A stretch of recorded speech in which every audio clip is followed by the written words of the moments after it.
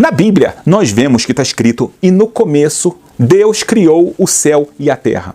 A gente sabe que houve um começo, que Deus criou o céu e a terra. E o que havia antes disso? Também no livro de Salmos, nós vemos que está escrito que Deus, antes de criar as montanhas, antes de criar todo o universo, ele existia da eternidade até a eternidade, ele já era o Deus. Quem criou Deus? Está errado. Deus é o criador de tudo. E é importante você entender o que significa que Deus é o criador de tudo. Deus, ele não somente criou o planeta Terra e nem somente o universo que hoje em dia os telescópios são capazes de ver, todos os planetas, o espaço sideral, muito mais. Deus, ele criou também tudo que é necessário para o universo existir. Deus, ele é o criador. Então, a partir do momento que ele é o criador, ele não foi criado. Como começou o tempo? Mas se você fala que o tempo começou, então você não pode falar o que existia antes do tempo. Então, ou existia tempo ou não existia tempo. Então, não tem um começo do tempo. Deus é o criador de tempo. Quando as pessoas tratam Deus como o eterno, na verdade, elas estão cometendo um erro. Por quê? Algo que é eterno é algo que existe para sempre embaixo da linha do tempo. No começo, Deus criou o céu e a terra. Muitos sábios trazem no começo, na verdade, aí você teria que ler assim: e Deus criou o começo. Deus criou também o tempo. Quer dizer que Deus, ele é atemporal.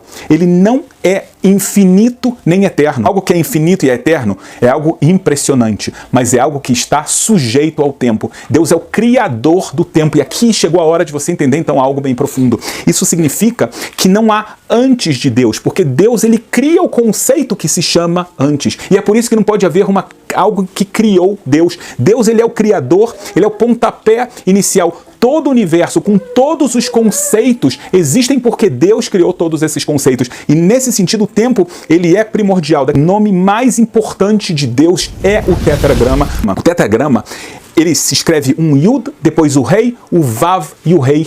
Ele engloba 3 palavras: Hayá, Deus existiu; Rovê, Deus existe; e Rie, Deus existirá. Dentro do tetragrama, na verdade, já tem uma mensagem codificada para você entender que Deus, ele criou o tempo. Ele está acima disso, então não tem nada antes dele porque não havia o conceito de antes. Imagina só, se você fala que Deus se encontra no universo, você pegou um universo que ele é muito grande, você botou Deus dentro do universo e você acabou de limitar Deus. E Deus é ilimitado. Ele é o criador de tudo. Por isso que o Zohar vai afirmar que Deus não está no universo. O universo todo se encontra dentro de Deus. O universo não é o lugar de Deus. Deus é o lugar do universo.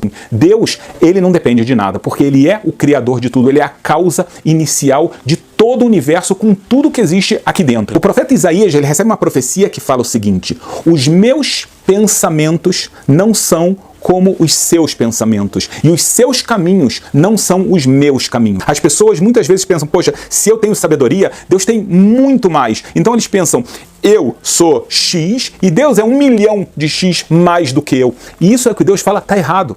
É outra coisa completamente diferente. Na verdade, a existência de Deus não é como a nossa existência. Uma das diferenças é exatamente o que eu falei: a minha existência depende de Deus me dar energia de eu continuar vivo. A existência dele não depende de nada, porque ele é a fonte primária e única da existência. Então é outra coisa completamente diferente. Então é importante nós entendermos esse conceito. Deus é o criador de tudo. A pessoa consegue entender isso, ela entende que, na verdade, Deus está acima de sentimentos, de tempo, de espaço e de qualquer característica humana.